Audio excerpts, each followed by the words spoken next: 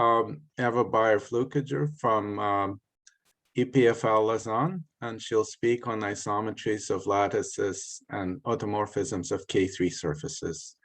Thank you. Please mute yourselves for the talk. Thank you.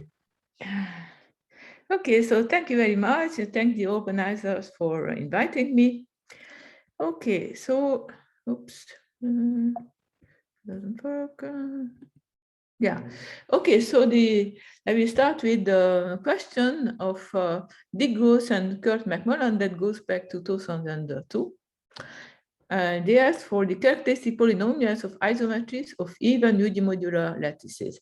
So I will start by explaining these terms. So first of all, a lattice, Z lattice, is a pair LQ where L is a free modular finite rank, and Q is a symmetric bilinear form with integral values. And unimodular means that the determinant is plus or minus 1. So by the way, people often use lattice just for the positive definite forms. Here, this is not the case. They can very well be indefinite, and in many of the applications, it will be indefinite. So, okay, so unimodular, we know, even means that the values are divisible by 2. Okay, so this is a meaning of a lattice that is even and unimodular. Now, if we have an even unimodular lattice, the signature RS, it's a pair, right? So if you go to the real numbers, then please diagonalize this as R positive squares and S negative squares. So that's the signature.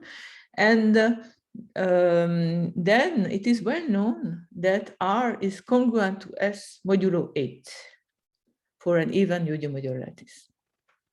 The isometry is simply an element of the orthogonal group, so isomorphism of L that preserves the form. Okay, so the why K3 surfaces is because actually the original motivation of McMullen, also the paper of Gross-McMullen, was the dynamics of K3 surfaces, automorphism of K3 surfaces. So if you take a complex K3 surface and then L to be the second integral cohomology with the intersection form, then you find an even unimodular lattice. And it is for every complex K3 surface, it is a precise lattice, signature 319. And because we know the classification of indefinite even unimodular lattices, we know that this lattice is equal to minus E8 plus minus E8 plus 3 hyperbolic forms. Okay. So now an automorphism of the K3 surface induces an isometry of this lattice. And the characteristic polynomial of this isometry is a product of at most one Salem polynomial and a finite number of cyclotomic polynomials. So it is possible that it's only just a Salem polynomial, irreducible. It can it also happen that it's only a product of cyclotomic polynomials. Of course, if it's the identity, then it's just x minus 1 to the power. So all these are possible. So in the sequel, I will consider the most interesting case in which there is at least one, but there is one because it's not never more than one, Salem polynomial, and possibly also some cyclotomic polynomials. We'll see that more precisely. Okay, so anyway, we have this characteristic polynomial, and yeah, so I should tell you what a Salem polynomial is because not everybody knows. So a Salem polynomial is a symmetric polynomial over the integers, a degree at least 4. And it has the property that it has exactly 2 roots outside of the unit circle, both positive real numbers. And so one of them is bigger than 1, and the other is the inverse, so it's smaller. And so the bigger real root is called the Salem number corresponding to the Salem polynomial. So the question of raised by Coit-McMullen is which Salem numbers occur. So there has been a lot of research concerning this. Several papers by McMullen and many other people. And yeah, okay, so I haven't told you why this is of interest to find the Salem numbers. Actually, it is related to the entropy of the automorphism. Okay, so anyway, so this question was raised. And so what I will tell you about today is that every Salem number of degrees 4, 6, 8, 12, 14, and 16 occurs. So I have some partial results in degrees 10, 18, and 20. And there is a necessary and sufficient criterion, which is easy. Well, the criterion is easy, the proof is that easy, in degree 22. Okay, and I will, if there is time, I will tell you a bit more about this. So actually, now I can also prove, it's not yet written, but I think I can also prove that degree 20 also every Salem number occurs.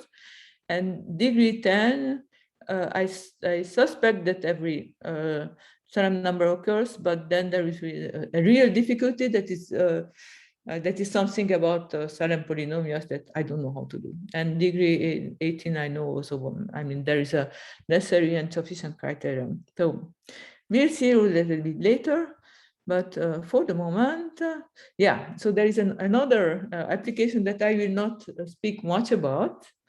I have realized later. So of course, when I started to work on this topic, I knew that McMullen was interested in case-free surfaces. But then I did some work on lattices and isometries, and I realized that there are also applications in knot theory. So I just briefly mentioned this. So if you have a knot, S1 in S3, one associates to a Seifert so-called Seifert surface, and to the Seifert surface a Seifert matrix. And the determinant of A minus A transpose is 1, because A minus A transpose is a matrix of the intersection form of this surface. And then one sets Q equal to A plus A transpose. So that's the symmetric form, integral symmetric form. And by definition, the signature of the knot is a signature of this form. So it's proved to be an invariant. And so this is an invariant that was introduced in the 1960s by Trotter, and also Canadian mathematician Murasugi worked a lot on signatures, and it's a knot invariant. Then there is another knot invariant that one can define using the Seifert matrix, which is even older. It's from the 30s. It's called the Alexander polynomial, introduced by Alexander. And so it is one of the definitions of this polynomial is to take the determinant of AX plus A transpose. So this is a symmetric polynomial, and the value of 1 is 1. It's because that I told you that the determinant of A minus A transpose is 1, because it is the intersection form of the Seifert surface. And it is also a knot invariant. And so the question that one can raise is, what are the signatures of knots with a given Alexander polynomial? So you just fix a polynomial, a symmetric polynomial, such that delta of 1 is 1, which signatures occur. So, and using this results on lattices that I will tell you about, one can answer this question with some additional hypotheses. So mainly I have to suppose that the polynomial is monic. It is not in general, right? The leading term is the determinant of the Seifert matrix, which can be other than 1. And I also suppose that delta of -1 is also plus or minus 1. The second hypothesis is not so important. I suppose it with simplicity, but one can treat the general case. And okay, so then to obtain these results, one uses an old theorem of Seifert, It is a realization theorem. It is very, very complete. So if you give yourself any Seifert matrix, so a square integral matrix with determinant of A minus A transpose equal to 1, then there will exist a knot that has this Seifert matrix. Okay, and the second thing that I wanted to point out is that if one assumes that the determinant of A is 1, so it amounts to assuming that the Alexander polynomial is monic, then we can, then A is invertible, so we can set T equal to A inverse A transpose, and it is also integral. It is an isometry of the form, and the characteristic polynomial of the isometry is precisely equal to the Alexander polynomial. So the polynomial determinant of AX minus A transpose. And also, if we suppose that the value of delta at -1 is plus or minus 1, then the form is unimodular, and hence we have to deal with the isometries of even unimodular form having a given characteristic polynomial, which is exactly the problem that you have already mentioned. Okay, so we can apply this. And okay, so I have made some hypotheses on the Alexander polynomial. I just wanted to show that there are some interesting families in which satisfy this hypothesis. So these polynomials are well known to the knot theorists because these are the Alexander polynomials of the UV torus knot. And so these are just, it's just a product of cyclotomic polynomials. Okay, so I think I've just show you a drawing of a torus knot. So torus knot is a knot that you can draw on the torus. And so I will not tell more about this. Okay, so just got back to the original question. We have this polynomial f of even degree 2n, and give ourselves two integers rs greater or equal to 0 that are congruent to each other modulo 8, and they have the sum 2n. Okay. Right. So in the paper of Cross and McMullen of 2002, I mentioned, so they have shown that if there exists an even unimodular lattice of signature Rs having an isometry with characteristic polynomial f, then f satisfies the following conditions. Condition C1 is that the absolute value of f of 1 of f of -1 are both squares, and -1 to the n times f of 1, f of -1 is also a square. Now, the second condition is a signature condition. So let m of f be the number of roots of the polynomial that have absolute value greater than 1. Then m of s is smaller than r, it's more equal to rs. And also we have this congruent condition. So this is actually quite easy to see. Probably you see that having these roots of the polynomial causes hyperbolicity in the form. This is actually a condition over the real numbers. It has nothing to do with integers. So this the condition -1 to the n f of 1 f of -1 square. So that's all over the rationals, and the two others are truly arithmetic conditions. Okay. So they showed that these two conditions, C1 and C2, are necessary. Okay. Now, they also showed that if one takes the polynomial to be irreducible, and in addition also suppose that the absolute value of f of 1 and f of -1, they are not only squares, but they're actually equal to 1. Then the conditions C1 and C2 are necessary and sufficient.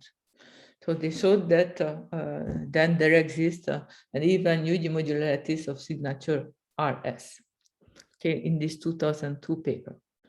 And they also speculated that still supposing that the polynomial is irreducible, but only that absolute value of f of 1, f of -1 are squares, not necessarily 1, then this may be sufficient for the existence of an even unimodular lattice of signature RS. Okay, so they mentioned this in this paper. Okay. Moreover, they also looked at the reducible case, because of course, as I mentioned, for instance, in the case of case surfaces, this one also has to deal with reducible polynomials. So, but they found some very easy examples in which the conditions C1, C2 are not sufficient. So let's take this product. So the first factor, degree 6, is a Salem polynomial, and the other one is the cyclodic polynomial, is the polynomial of the 12th roots of unity. Then, okay, it's easy to see that the condition C1, C2 hold for signature 9, 1, but the unique even unimodular lattice of this signature, which is A8 plus H, the hyperbolic, does not have an isometry with characteristics polynomial F. This is also quite easy to see. Okay, so now to some positive results. Together with Lenny Thalmann, we have shown that the speculation of Cross and McMullen in that 2002 paper was actually correct. So if you take an irreducible polynomial and RS satisfying the usual conditions, then conditions C1 and C2 are necessary and sufficient. Okay, we showed this. Okay, but it was several years after, so because the question was asked in 2002, and yeah, I guess that it took a little bit of time to actually come up with a proof. Okay, yeah, so our result, so with Lenny is a specialist of case surfaces. He was really interested in this question because of that.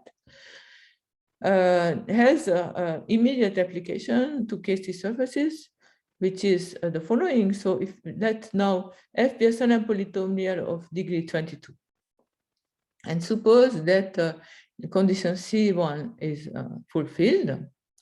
Actually, condition C2 is automatically fulfilled in this case, so we don't need to suppose it. Then there exists a complex case surface and an automorphism T such that the characteristic polynomial of T star is equal to F. Okay. Now, about the proof of the result with Lenny. Okay, so this the strategy is a rather usual one in number theory. It's just first to prove it locally and then prove a local global principle. So first, the local result. So what does it mean?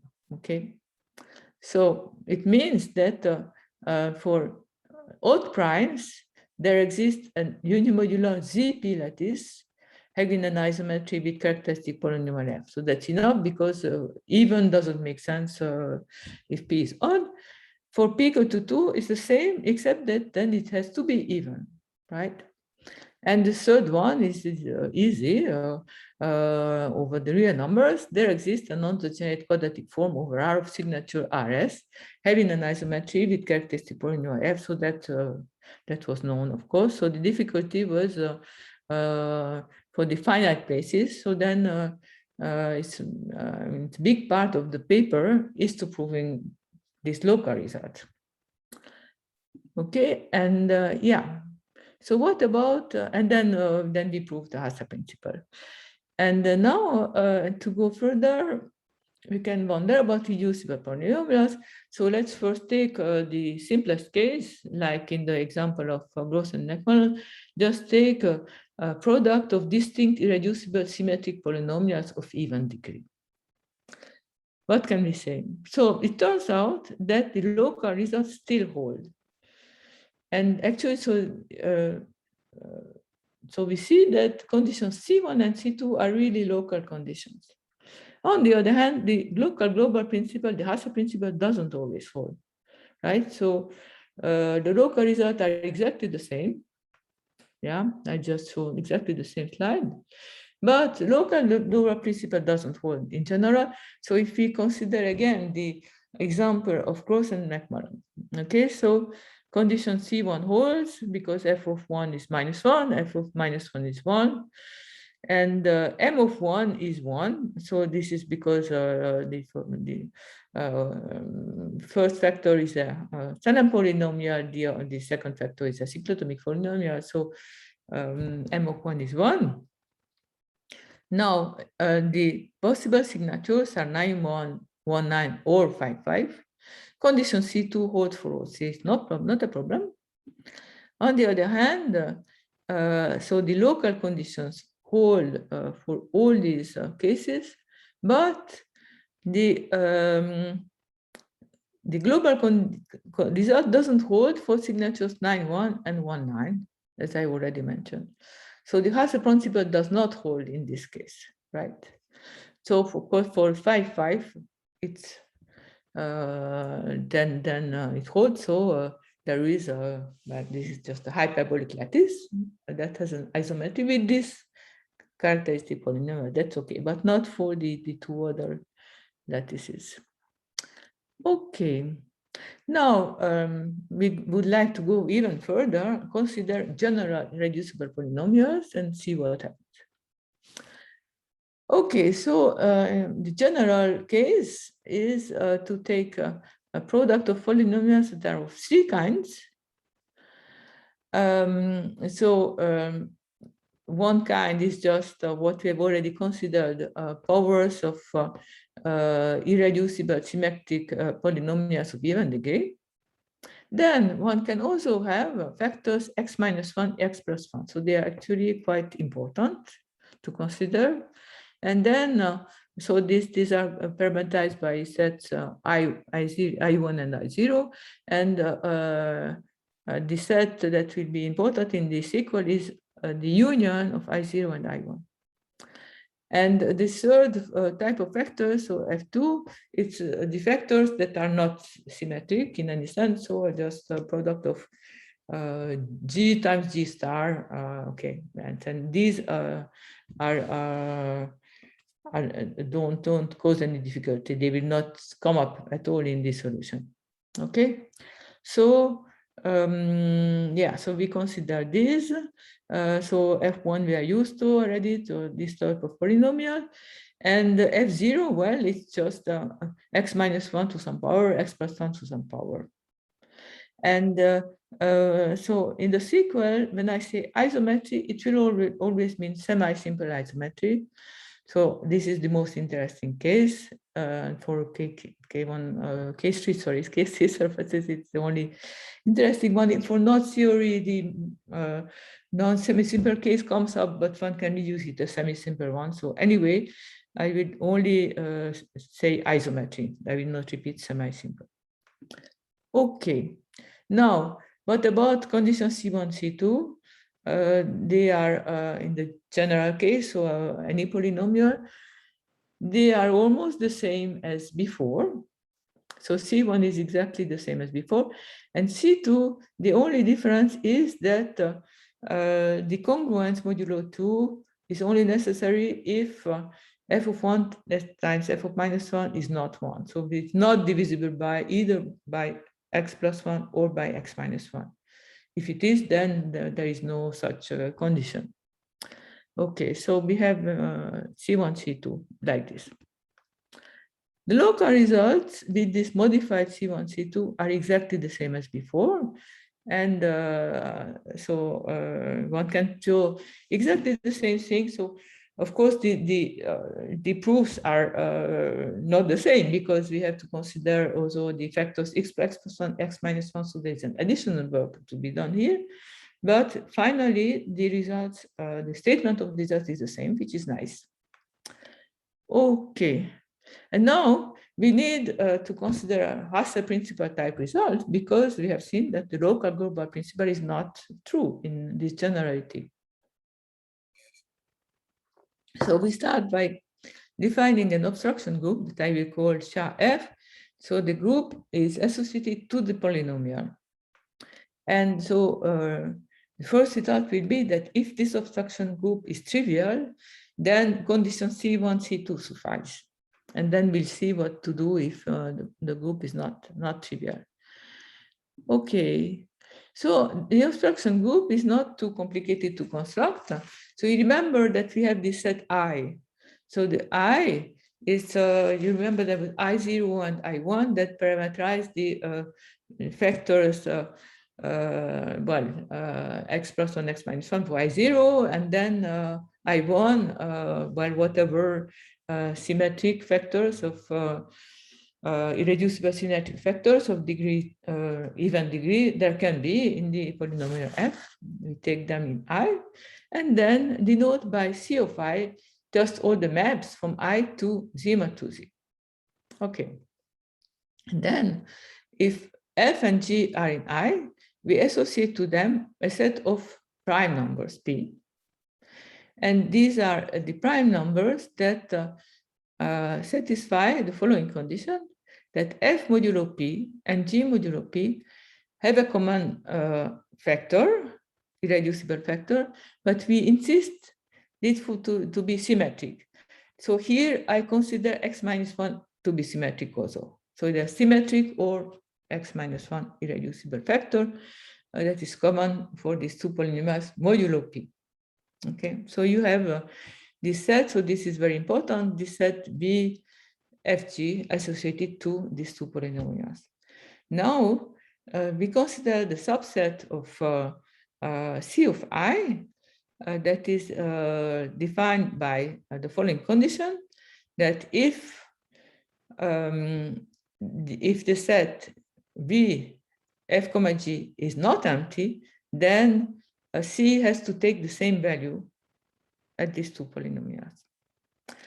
And then Sha will be the quotient of the group C0I by the map that is identically 1. Okay, so this is the group. So we'll see some examples. Of course, the important thing is to identify this set VFG. And okay, so it's actually what is behind this is the equivalence relation and the partition of these polynomials in equivalence classes. Okay, but I mean, I defined this group C because it's better to have a group. So in this example, right, so we have just, yeah, well, this is the example of Gross and McMullen. Okay, so it turns out that these two polynomials is actually relatively prime over the integers, so the resultant is 1, and of course then the set V FG is empty, and this implies that the group is sigma to Z, it's a order 2, and this sort of explains that there will be counterexamples. We have seen that this example doesn't satisfy the Asa principle. Okay, now a little bit more complicated example. Yeah, so this there is a first polynomial is actually Salam polynomial degree 12. Then there are two second polynomials, and I take the product of these three. So then one can check what are the sets V for all these possibilities, and so two of them there's actually a prime contained in set. This set is empty, but still the group is trivial because well, it's connected, right? They are all connected to each other. Okay, so again, so in this case, we have the trivial obstruction group. Right, now I will show you some very easy examples. So if we take for well, one of the polynomials symmetric irreducible of even degree, and the other one is just x minus 1. Then the set V is a set of prime divisor of the value of f at 1. And so if we have the good luck that f of 1 is not 1 or minus 1, then this set will be not empty. So this is a good step to having a trivial obstruction. And the same phenomenon happens for x plus 1 instead of x minus 1. Then we have to look at the divisors of f of minus 1. Good. Okay, so now the theorem. First theorem is so again with the same hypothesis as before. If condition C1, C2 hold, and if the obstruction group is trivial, then there exists an even unimodular lattice of signature RS that has an isometry with characteristic polynomial F. Okay, so now we can ask a slightly more ambitious question that is also plays a role in the applications to K3 surfaces, is the following. Okay, let's so again take F and R and S as before, and let us fix an isometry over the real numbers with this characteristic polynomial. Does T preserve an even unimodular lattice? And again, we see that this is true if the obstruction group is trivial, and we have, of course, condition C1, C2 already holds because we have our isometry over R. Okay, if we have this hypothesis, then T preserves an even unimodular lattice. Okay, now, yeah, so we have to go a bit further and see what happens when the obstruction group is not trivial. And also, I mean, this is what I will explain now. It's actually a way of reformulating. First, I will just reformulate this theorem with in a slightly different phrasing than fixing an isometry over R. And okay, so these things that I will tell you about now, I realized when I thought about the applications to knot theory. So this explains the appearance of the name of Milnor in this context. So because Milnor in the 1960s did some interesting work on knot theory, and he defined something that knot theory is called Milnor signature. But for me, a signature is a pair.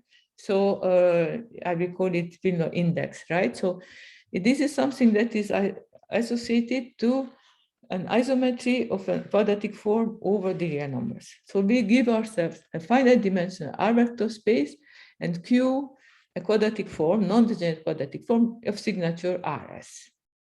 So then the index, so difference of is R minus S. Okay, let's take an isometry of this form. Then we associate something to the isometry and to each irreducible symmetric polynomial that divides the characteristic polynomial of the isometry. Okay, so then look at the PT primary subspace of V. It's called, we denote it by V sub P. And then we just restrict the quadratic form to this subspace. And the index of this quadratic form restricted to VP is called the Milnor index of the isometry at P. And the index of the quadratic form, so R minus S, is the sum of these Milnor indices. Right, so some notation. So I will denote by here F the irreducible symmetric factors of F over the real numbers. Then N sub P is the integer such that P to this power is exactly the power of P that divides F.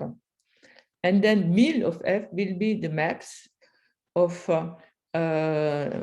these irreducible factors to the integers. that are in the range that is possible for our minor index. That is, they go from minus np degree of p to plus np degree of p. So this is min of f.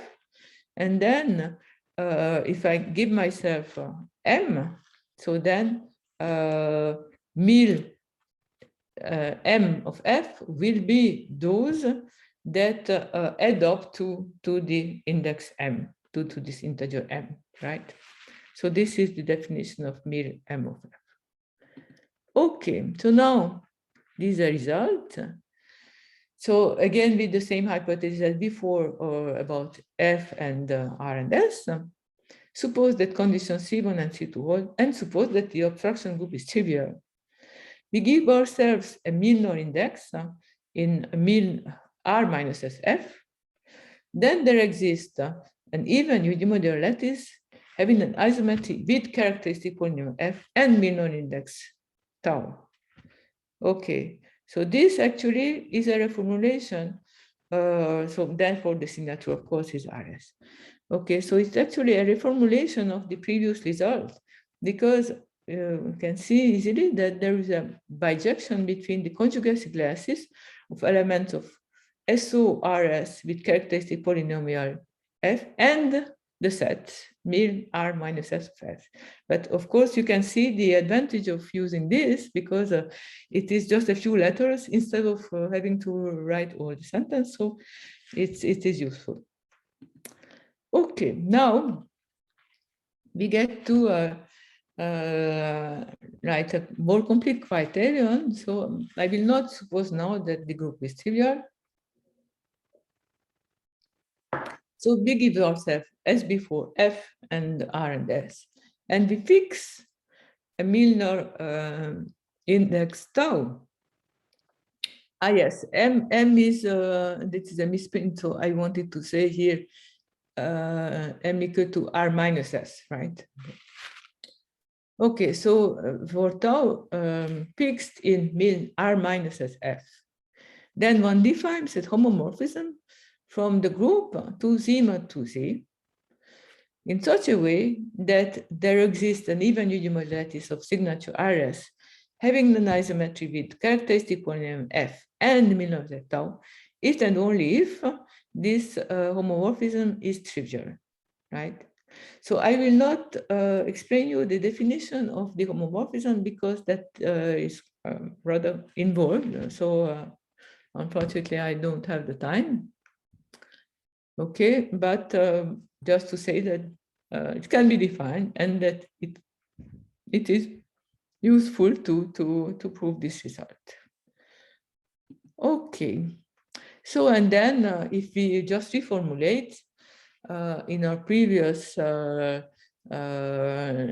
setting, where we, instead of fixing a Milnor index, we fix a conjugacy class of isometry with characteristic polynomial f, then exactly the same way as before, we define a homomorphism that is now called epsilon t instead of epsilon tau, just using the bijection that I have explained before.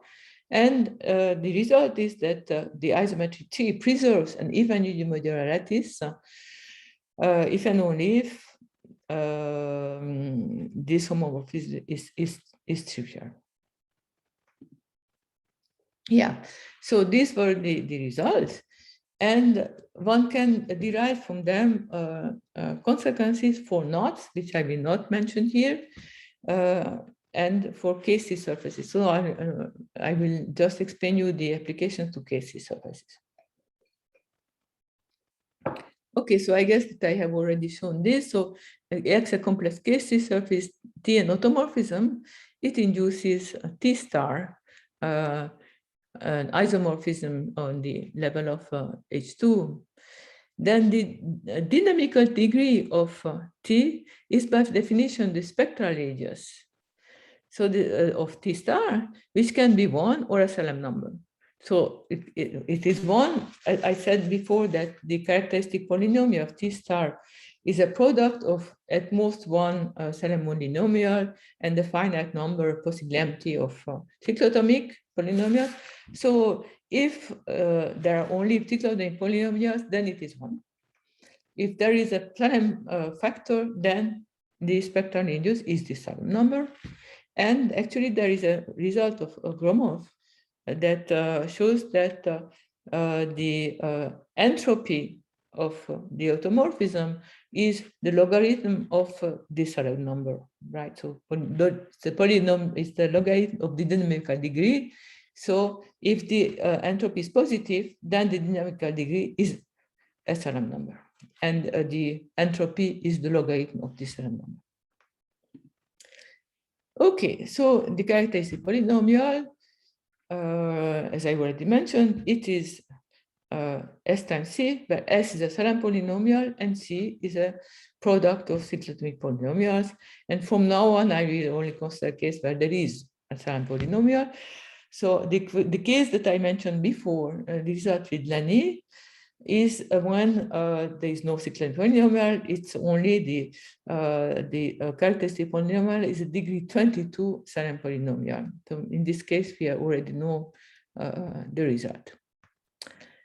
Okay, so now we have to go further if we want to apply the more general case, not only the irreducible case, which is simpler. So of course, there is a Hodge decomposition of the complex cohomology. It's decomposed into H20, H11, and H02, and as you know, the conjugate of H20 is H02, and H11 is self-conjugate. And for this case of case with 3 surfaces, the dimension of A20 is 1. It's just a one-dimensional complex space. And so T star induces, well, it respects the Hodge decomposition. So the action is just by multiplication with some complex number, which is denoted by delta of T. It is called determinant of T. It's maybe not very nice terminology, but that it is traditional. And one can see that the absolute value of T, of delta of T, is always 1. And if, okay, so the case surface can be algebraic or not, right? So if it is an algebraic variety, then it is always projective. And one can see rather easily that then delta of T is a root of unity. But for us, I mean, the result I will give you, they concern the case where the surface is actually not algebraic. All right, so again, we have this intersection form that I mentioned already. It is an even unimodular lattice of signature 319 for every case surface. It's like this, and so we know what it is.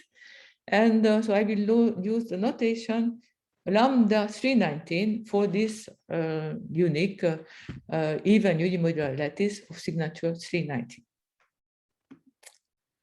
Okay, so now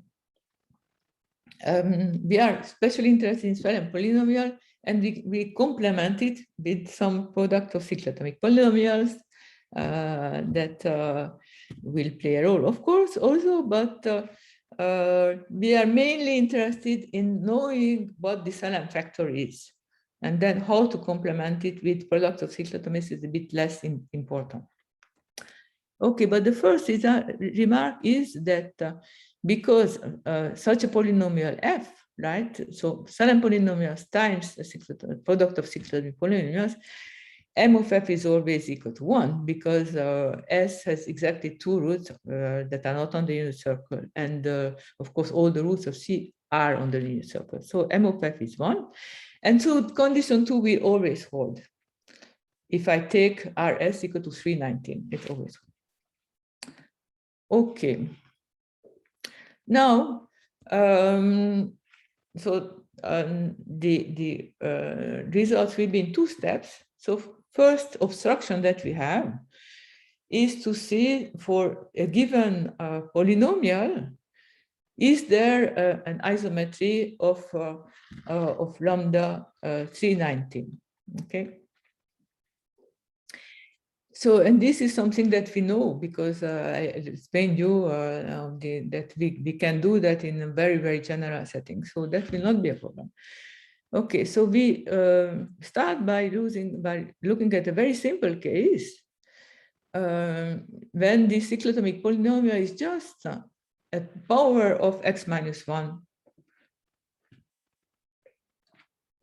So let's take a Salem polynomial of degree d. So now I take, d is at least 4, and I take it less than equal to 20. Okay, so we already know what happens for degree 22. That was the result with Lenny. So I can stop with 20 and take this. So now suppose that condition C1 holds. And let us take tau, just any element of mil 319. And okay, so now we suppose that the absolute value of S of 1 is greater than 1. Of course, you already understand why, because this will guarantee that the obstruction group is trivial. Okay, so under this hypothesis, then the previous results show that lambda 319 has an isometry with characteristic polynomial f and minor tau. Okay, I will explain, yeah. Okay, so what is condition C1 for f?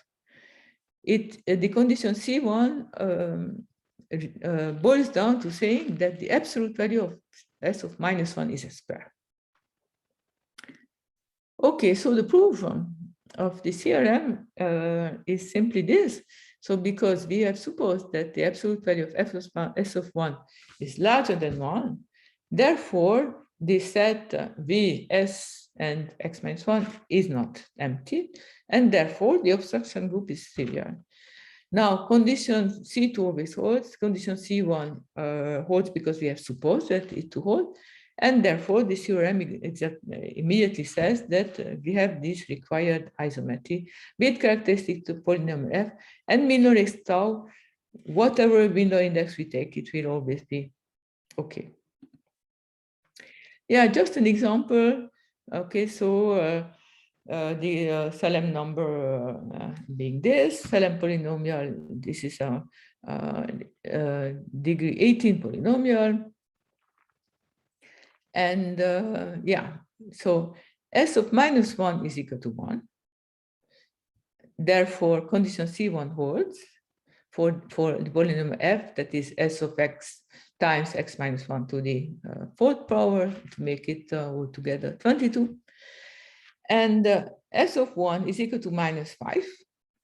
So the absolute value is greater than 1. Therefore, we can apply this theorem and see that we have this isometry. Okay. Yeah, so applications to case-free surfaces.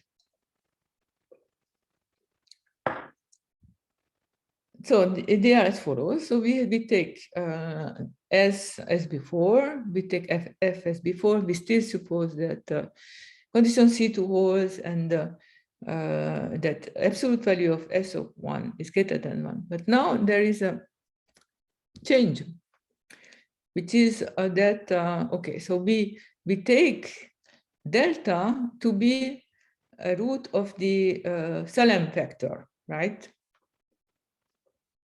Then the result says that there exists a complex 3C surface and an automorphism of the surface with characteristic polynomial, the given one, and the delta that I have told you about, the determinant, is equal to the one that we have fixed as a root of S, right? So that means that the surface is not projective, because I have told you that if the surface is projective, then the delta is a root of unity. Okay, so here it is not. It's a root of f. Okay, so we can anyway. So we can show this. Now I will not explain the whole proof because yeah, it uses the previous theorem, of course, but it's not immediate now that this is realized by a case surface. It uses results of Brandhorst and McMullen, And these results in turn use deep results on case-free surfaces. So for those of you who know something about case-free surfaces, it uses the surjectivity of the period map and the Torari theorem, which are difficult theorems. And so I don't have time to explain the details, but anyway, one can derive this result using all these things. Now, a definition. So let F be a complementary Salem polynomial. So S is a Salem polynomial, C a product of cyclotomic polynomials. And again, I will take for delta a root of S and not a root of C, because that's a sort of different theory, and I don't have anything to say about that, but I have something to say about this case. So then we say that the copper F delta is realizable if there exists a complex case-free surface X and an automorphism of X T with the property that the characteristic polynomial of T star is F, and that the determinant is delta, so T star X on the H20 of X by multiplication with this delta, right? So this is this will be the terminology, copper F delta realizable. Okay, so now I would like to speak a little bit more about Milnor signatures also. Yeah. Okay, because it would be good also to say something about the case where the absolute value of S of F is equal to 1. That was not covered by the previous result, because we have supposed that S of 1 has absolute value 1. And hence the obstruction group was trivial. So here it will not be trivial. Okay, so we still assume that condition C1 holds. We still take root of S, and but we suppose that the absolute value as S of 1 is 1. In this case, the set Vs x minus 1 is empty, and therefore the obstruction group is not trivial. So then not all Milnor signatures occur. Okay, so I define a Milnor signature associated to delta root of S as follows. So I will take delta till tau delta of P equal to 2 if P is the polynomial with root delta and delta inverse, and it will be negative for all the others. One can say it like this: for the irreducible factors of S that are other than this one, it will be -2, and then for x minus 1, it will be d minus 22, or negative. Okay, and then yeah, so let's now take, there's another possible signature that we can take, which is associated to the factor x minus 1 as follows. So then we take tau of q is equal to -2, so it's always negative for all the irreducible factors of S. And for x minus 1, it will be d minus 20. So then one can show the following. So this result is purely an arithmetic result about isometries of the lattice lambda 319. So it has an isometry with characteristic polynomial f and Milnor tau, if and only if one of the following holds. Either d is congruent to -2 but 8, and tau is equal to tau delta. Delta is a root of S with the absolute value 1, or d congruent to 2 mod 8, and tau is equal to the other Milnor signature tau 1. Okay, so from this one can derive the following result. If we have this polynomial, assume that condition C1 holds, and take delta for to be a root of S, absolute value of S of 1 is 1. And if D is congruent to -2 mod 8, then the pair F delta is realizable.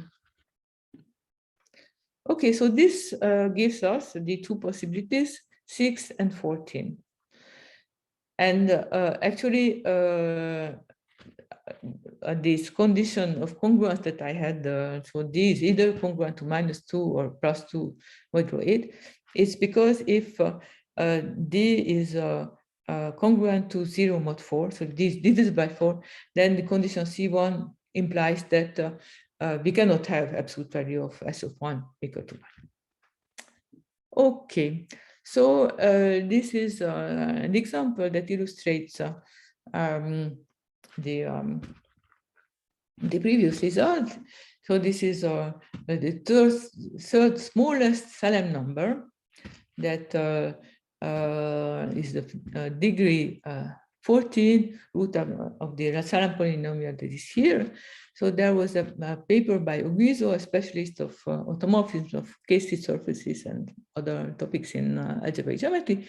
He proved that this Salem number is realizable for a specific delta. And from the result I just showed you, we see that actually this this pair F and delta is realizable for any root of S1 that is in of absolute value 1. Okay, now let me see, there's not much time left. Okay, I will just say quickly that instead of taking complements just x minus 1, one can take complements x minus 1 to a certain power, x plus 1 to a certain power, and then prove some results about isometries of lattices. So this is more or less the same as before, because the obstruction group is trivial. And one can obtain some applications to KC surfaces. So here actually it is more involved. It turns out that the case of when we only take a complement x minus 1 to some power is especially easy. Here it is a bit more complicated. And okay, so then one has some specific results for the more difficult case of D equal to 10 and 18. And yeah, okay, so the terminology of, in terms of Salem numbers other than polynomials, we say that that the Salem number and pair Salem number and that is realizable if there exists a KC surface having an automorphic numerical degree alpha and determinant delta. Okay, so now to sum up the results that are actually written up, this is what I told you, that all Salem numbers degree 4, 6, 8, 12, 14, or 16 are realizable for any delta that is a root of S. And for degrees 10, 18, and 20, there are some additional conditions. Now, it is not yet written, but I think that I can also prove this in degree 20. And in degrees 10, 18, but 22 we already know. So that is only condition C1 is necessary. But degree 10 and 18, so I think that what one can show is that if there exists a product of cyclotomic polynomial C, such that SC satisfies condition C1 and the group is trivial, then it is realizable. Okay, so and I'm just writing down that now. Okay, so I guess that, yeah, so I think I have written something else, but I don't have time to show it, so I will stop here. Okay, thank you very much.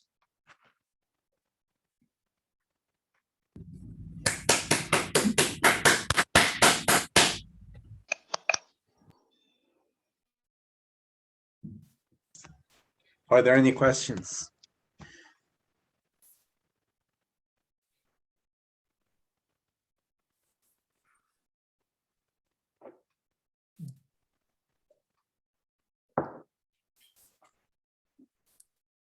Hello, David. I see. Okay, so could you say a bit more about this Ted-Shafarevich grooves and obstructions? Yeah. Okay. So the group I have defined you. The group is not very difficult to define. Okay. So whether or not it is actually a tetrabase group, I don't know. So that is an interesting open question. I haven't really thought about this. So if it falls into some known framework, it will be a strong approximation with the Brouwer-Manin obstruction. It might. So I have looked, there are some results in this direction. And but the results that I have don't really fall into this, right?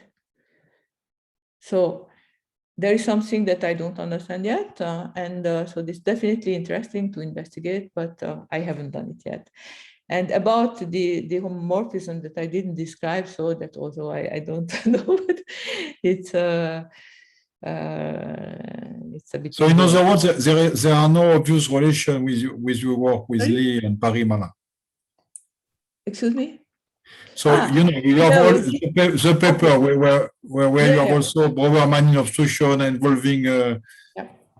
Okay, well, that is over the over fields.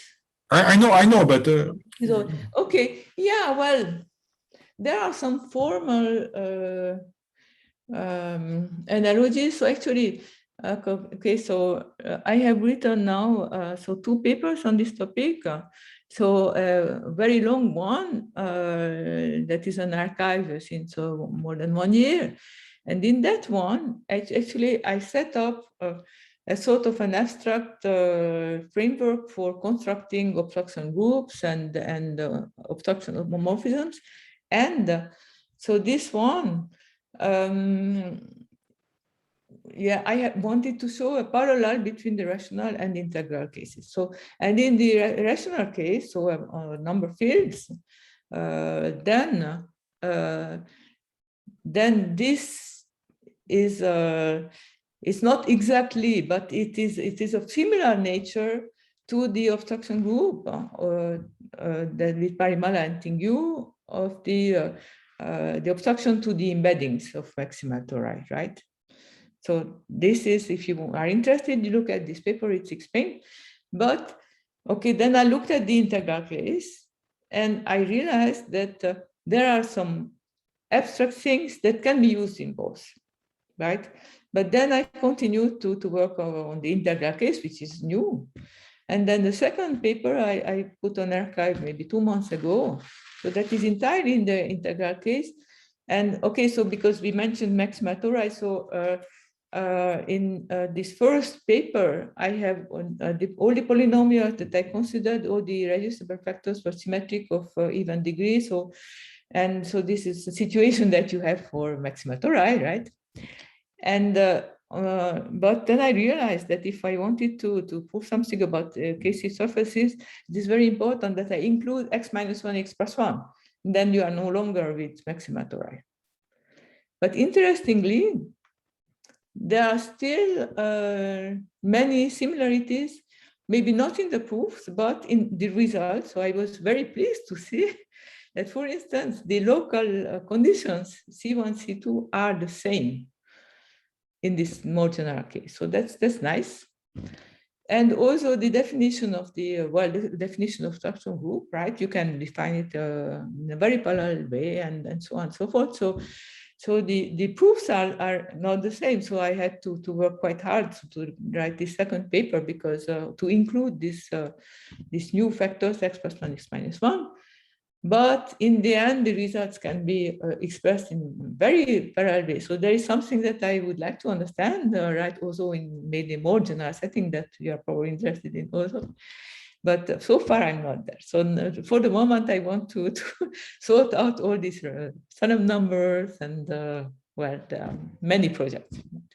But I realize it's a bit, so these KC surfaces and Salem numbers are a bit outside of the usual topics that are discussed in the seminar. So I have warned the organizers about this, but anyway, this is how this is what I like to do now most. Okay, merci, thank you. Any other May I questions? ask quite not very precise question, because I'm not really familiar with K3 surfaces. Is there any connection between the Salem polynomials and what you explained today and computation of number of points on K3 surfaces over finite fields, like some asymptotic? Okay, so I have no idea. Okay, so I was very new to K3 surfaces. So so far, I only consider the complex ones. So of course, I know that K3 surfaces are very interesting over other fields, including finite fields, and I have not looked at those yet. So, but I can imagine that the Salem polynomials also come up in this context. So I think that when you look at automorphisms of K3 surfaces over other fields, I don't know, but but because of this, yeah, because there are so many things that depend on the host decomposition, right? So that is really a complex phenomenon. So maybe it's better if I say that I don't know. Sorry. Thank you.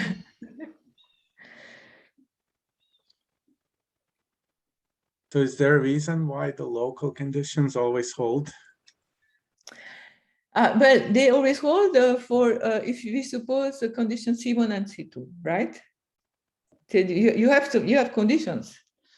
So condition C1 is so condition C2 is not very serious. It's just whether we are, so that it is easy.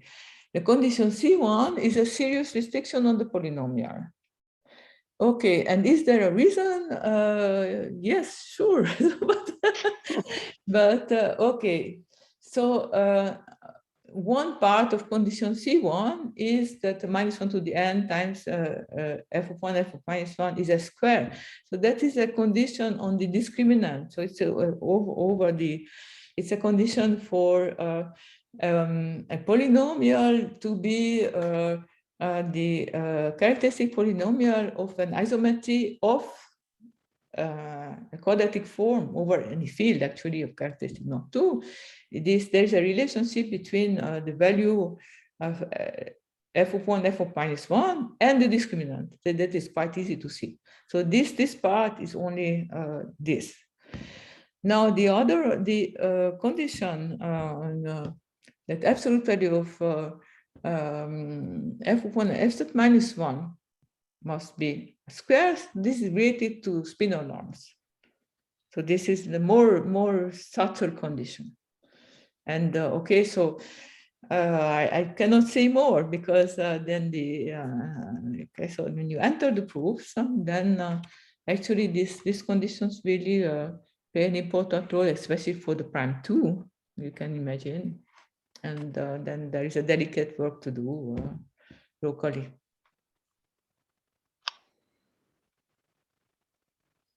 Thank you. Are there any other questions? So if there are no other questions, let's thank the speaker again. Thank you very much. Okay, bye-bye.